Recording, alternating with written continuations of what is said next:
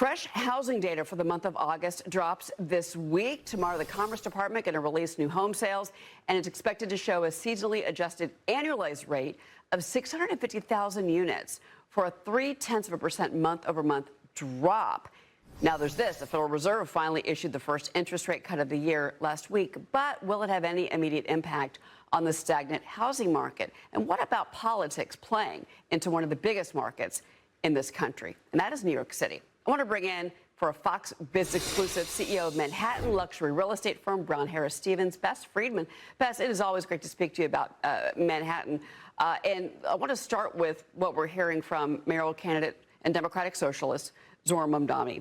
He was on a local news program last night talking about what he wants to change property taxes and valuations. Basically, take these higher, say that somebody paid $50,000 80 years ago for a home. He says, no, I want to change it to where I tax them at the sales price, which I think people would start to lose their homes. That's just my opinion. And then lower taxes at the bottom end. And, of course, freeze all the rent.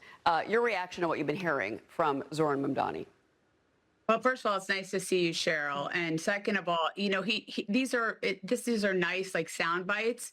But he doesn't have the jurisdiction to do these things that he's suggesting. I mean, he would need support of the governor, and he wouldn't be able to just magically, wave a wand and do these sorts of things with the property taxes. That and the rent freezes and the free buses and all those things. I have to believe that he's well-intentioned, and he wants to make the city more affordable for people. And I think that's great. But I think, this sort of stuff has been described as sort of a death spiral for the city.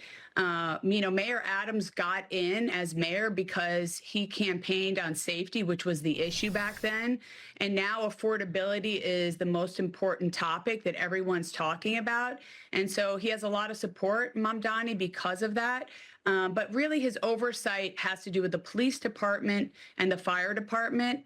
So I think a lot of people are getting caught up in what he's saying, but what he's actually going to be able to do is a lot less. Which is going to be an issue if he wins. At the same time, you say that within the real estate community, a very important voice in the city of New York and Manhattan in particular, that there is a lot of skepticism. And you also say, look, the guy's got a thin resume. He never even managed a McDonald's, but you're going to run the largest city in the world, the center of capitalism, which he, of course, has said he does not believe in. I mean, that's the biggest, concern, because besides the thin resume, lack of experience, New York City is one of the most important cities in the world. And it requires someone who has the understanding of the economics, the people, the diversity. You have to incentivize your police department. He's had some rhetoric where he said things like defund the police, and that's really damaging to the morale of the police that are keeping our city safe. And so we want to make sure we're able to work together as a community and keep people safe, affordable, and do all the things that make sense for a great city like New York. And there's concerns about him and what he's suggesting. And not demonize landlords, maybe work with them might just be another option, simply because a lot of these landlords, which maybe our national audience doesn't understand, there's a lot of like ma and pa operations with these buildings. And they're going to continue to get crushed by property taxes and insurance rates, but they're not going to be able to raise the rent on their tenants for 4 years. So it's a bit of a mess. Let's get to that. And how are they going to do and they won't do repairs. I mean, you want people to live in good environments, and so they have to pay bills too. So that's a very good point. Yeah, no, it's a very unfortunate and frightening, I have to say, as a resident of this city. Let's talk about the national story. The housing market is just still stagnant right now. We just can't seem to catch a break and get any movement on either side. It seems that some buyers, they're still getting hit with those higher rates, even though they're down a little bit, above 6%. But then you've got these sellers across the country, really, that still don't seem to be realistically pricing their properties. When are we going to finally see a break here? I mean, look, sellers they're in this lock-in mindset. They don't want to sell their homes because they've locked in such a lower rate.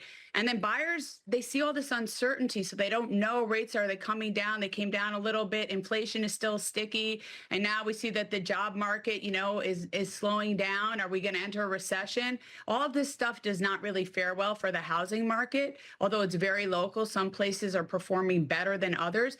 But the challenge really, Cheryl, is that first-time home buyers, they can't buy their first time home because it's unaffordable. And we need to figure out ways to make that a possibility again in this country. Yeah, well, and certainly in high value areas like this, or, you know, Connecticut or even New Jersey, other markets that you do a lot of your business in, that is certainly next to impossible for these first time home buyers. Now, that's a really good point. You know, the Fed did cut by a quarter point.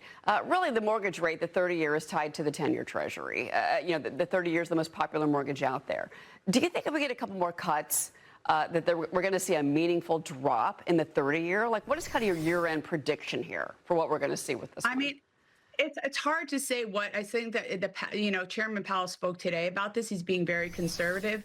And I think he's relying on the data to make his decisions. And I think it's important that he maintains his independence and does the things that he thinks are right for the economy. He's looking at the jobs market and inflation. Those are his mandate from Congress. And I think he'll have to wait and see what happens. But I don't think that 25 basis points last week did much because it was already baked into what we're seeing. People expected that. And so I think we have to wait and see, Cheryl, what will be. It's a ever-changing housing market, as you can imagine. What do you hear? What is the biggest complaint, the biggest issue that you hear from your clients right now, Bess? You know, a lot of people are frustrated with prices. They feel they haven't come down enough, and people are not being flexible. And so therefore, there's sort of, like you said, which was a spot on, there's been this standstill where the buyers and sellers are sort of separated and they're not coming to the middle. When you have an intersection of supply and demand, the market operates well. And I think that's really been the challenge. I think we're not getting a meeting of the minds, or as much as we'd like. And now we're seeing a lot of these big corporations that are buying up single family homes and using them as rentals. That doesn't help anybody trying to rent either right now. Good for investors, but not so great for us if you're trying to rent a home. Bess Freedman, it's always a pleasure to speak with you. Thank you so much for being here. Thank you, Cheryl. Be well. Thanks, Cheryl. You as well.